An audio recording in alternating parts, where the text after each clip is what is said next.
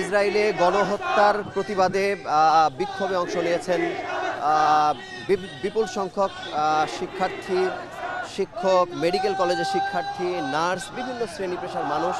আমরা সকাল থেকে দেখছি যে সারা দিনব্যাপী সারা বাংলাদেশেই স্কুল, কলেজ, বিশ্ববিদ্যালয়, মাদ্রাসা এই শিক্ষার্থীদেরকে আমরা দেখেছি যে তারা ফিলিস্তিনের ডাকে, ফিলিস্তিন যে সারা বিশ্বব্যাপী যে আসলে ডাক দিয়েছে সব কিছু অবরোধের এবং হরতালের, সেই দাবির সঙ্গে আসলে সেই ডাকে একাত্মতা পোষণ করেছে বাংলাদেশের শিক্ষার্থীরা। এবং এরই অংশ হিসেবে সকাল থেকে আমরা দেখছি যে ঢাকা বিশ্ববিদ্যালয় প্রাঙ্গণে, বিশেষ করে কেন্দ্রীয় শহীদ মিনার, রাজু ভাস্কর্য, এই জায়গাগুলোতে এক ধরনের গণজমায়েত আমরা দেখছি এবং তারা বিক্ষোভ করছেন।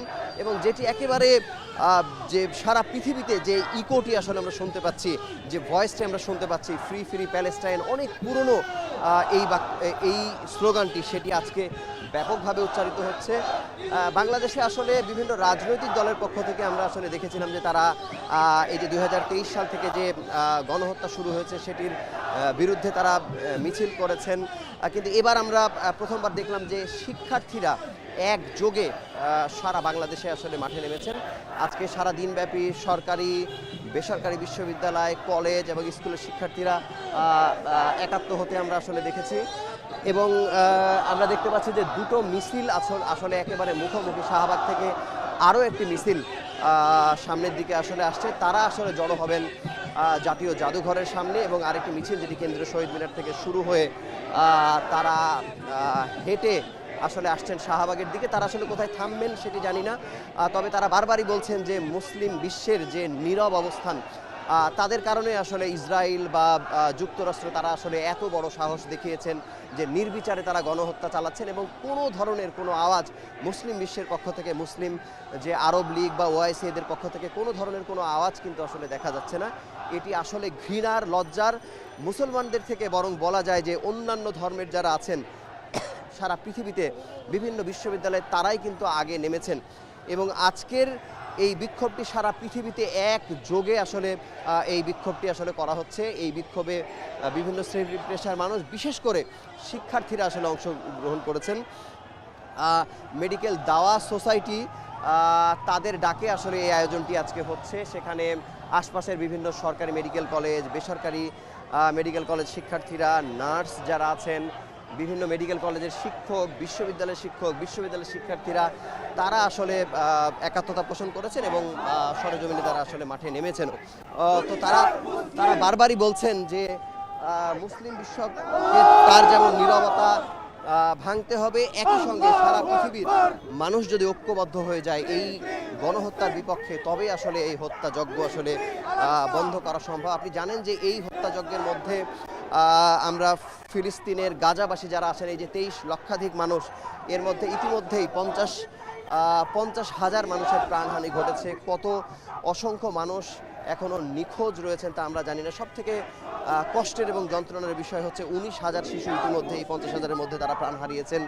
এবং 39,000 শিশু, তারা কেউ বাবা, কেউ মা বা কেউ উভয়ই হারিয়েছেন। এবং অসংখ্য মানুষকে আমরা দেখেছি যারা পরিবারের সবাইকে হারিয়ে ফেলেছেন, যারা সংবাদ সংগ্রহ করছেন। এমন 200 সাংবাদিককে আমরা দেখেছি যে 232 জন সাংবাদিক তারা প্রাণ হারিয়েছেন। এবং গত কালকের যেটি ন্যাক্কারজনক ঘটনা, যারা এইড দিয়ে যাচ্ছেন, যারা সহযোগিতা করছেন, এমন 15 জনকে একেবারে কাছ থেকে, একেবারে নিকটতম নিশানা থেকে হত্যা করার পরে আসলে বলা হচ্ছে তারা ভুল করে তারা মেরেছেন। ইসরায়েলি সেনাবাহিনীর পক্ষ থেকে বলা হচ্ছে এটি আসলে এক ধরনের মিথ্যাচার। তারা স্বেচ্ছায় এরকম অসংখ্য ঘটনা আসলে তারা ঘটিয়ে চলেছেন। এবং কত মানুষ আসলে সত্যিকার অর্থে প্রাণহানি ঘটেছে তার সঠিক তথ্য আমরা আসলে জানি না। আপনাকে বলে রাখি যে পাশেই যে বাংলাদেশ মেডিকেল বিশ্ববিদ্যালয়, সেখানকার শিক্ষক যারা আছেন তারাও কিন্তু এখানে জড়ো হয়েছেন। আমরা বাংলাদেশ মেডিকেল বিশ্ববিদ্যালয়ের একজন শিক্ষক, চিকিৎসক, তিনি কথা বলছেন, তার বক্তব্য আমরা একটু শুনতে চাই। ন্যাশনাল ডক্টরস ফোরাম কর্তৃক আয়োজিত অন্যান্য সংগঠন আছে তো, ও অন্য সংগঠনের পক্ষ থেকে মার্চ ফর গাজা কর্মসূচি দেওয়া হয়েছে।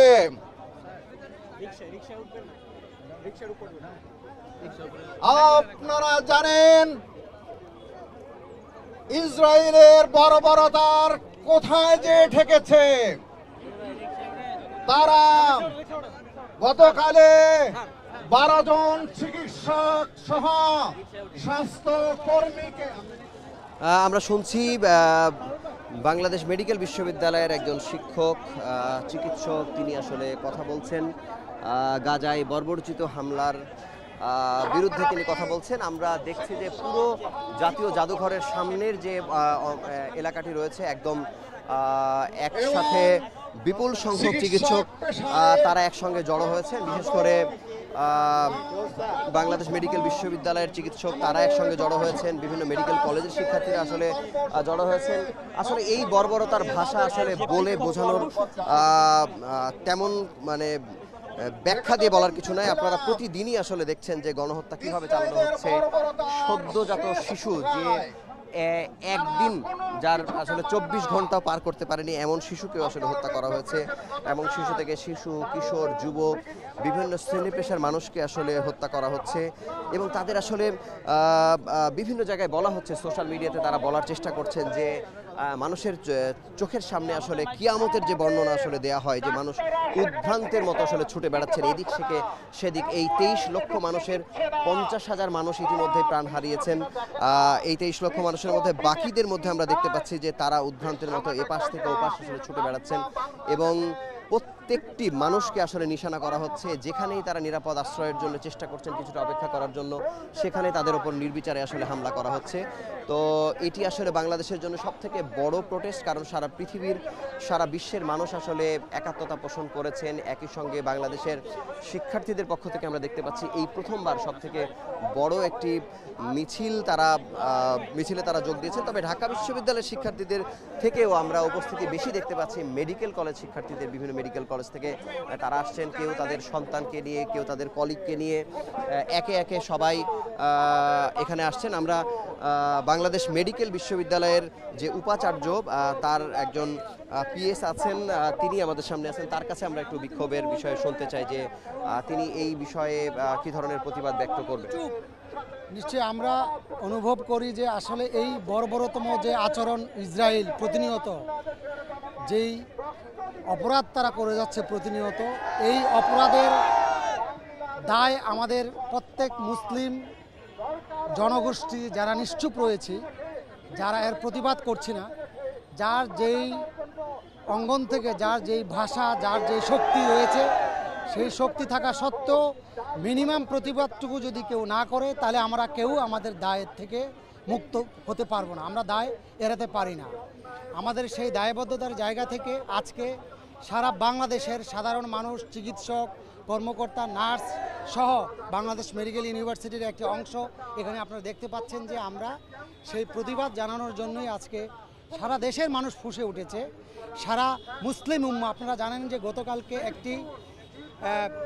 একটি আইন, শাসকরা তো নিশ্চয়, কিন্তু অত্যন্ত দুঃখজনকভাবে হলেও সত্য যে আসলে সারা পৃথিবীর যেই মুসলিম উম্মাহ রয়েছে, মুসলিম শাসক গোষ্ঠী বা তাদের যে রাষ্ট্রপ্রধানরা রয়েছে, তারা কি এক অজানা কারণে, আমি ঠিক জানি না যে কি অজানা কারণটি কি রয়েছে, সেখানে কিসের ভয় তারা নিশ্চুপ রয়েছে।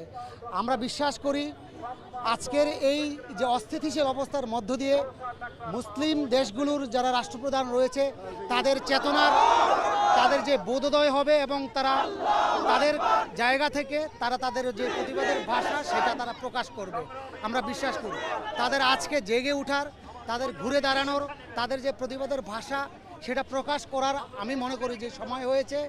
সামনের দিনগুলোতে প্রত্যেকটি মুসলিম বিশ্বের যারা রাষ্ট্রপ্রধান রয়েছে তারাও তাদের যে প্রতিবাদ, তাদের যে প্রতিবাদ লিপিটুকু প্রকাশ করবে।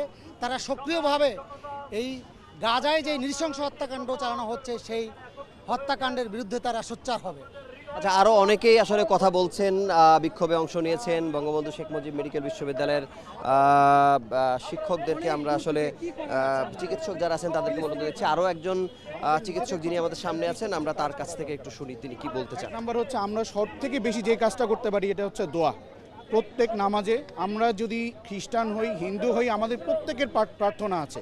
তারা প্রত্যেকের প্রার্থনায় যেন আমরা আমাদের ফিলিস্তিনিবাসী, আমাদের গাজাবাসীকে রাখি। আরেকটা কাজ আমরা আমাদের বাংলাদেশের সরকার করতে পারে, এই যে এত চিকিৎসক রয়েছে, এত চিকিৎসকের মনের আকুতি একটাই, আমরা ফিলিস্তিনে যেয়ে হোক, মিশরে যেয়ে হোক, জর্ডানে যেয়ে হোক, আমরা চিকিৎসা সেবাটা দিতে চাই। আমরা আমাদের ভাইদের পাশে দাঁড়াতে চাই। যেই আহত মানুষটা আছে, যে পা হারিয়েছে, যে চোখ হারিয়েছে, যে বাচ্চা এখনো ছটফট করছে, সেই ছটফট করা বাচ্চাদের আমরা চিকিৎসা দিতে চাই। এটাই আমাদের চিকিৎসক এবং নার্স এবং যারা হেলথ কেয়ার ওয়ার্কার্স আজকে এখানে উপস্থিত হয়েছেন তাদের কাছে, তাদের একটা আকুতি বাংলাদেশের সরকারের কাছে।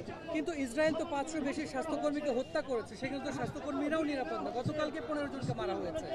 ডেফিনেটলি এটা বলার কোনো এটা বলতে হয় না যে তারা গণহত্যাটাকে কোন পর্যায়ে নিয়ে গিয়েছে। একজন চিকিৎসক, একজন স্বাস্থ্যকর্মী, একজন হেলথ কেয়ার ওয়ার্কার, এমনকি যে প্যারামেডিক্স, যে অ্যাম্বুলেন্সে আরেকজনকে উদ্ধার করতে যায় তাকেও ছিন্ন বিচ্ছিন্ন করে দিচ্ছেন এই সন্ত্রাসী ইসরায়েল। এই ইসরায়েলের পতন যেরকম আমরা চাই, আমরা বাংলাদেশে যেরকম ফ্যাসিবাদের পতন দেখেছি, আমরা ঠিক সেভাবে আমরা মনের আকুলে আমরা এটাই বিশ্বাস করতে চাই, এই ইসরায়েলেরও একদিন না একদিন পতন হবে ইনশাআল্লাহ।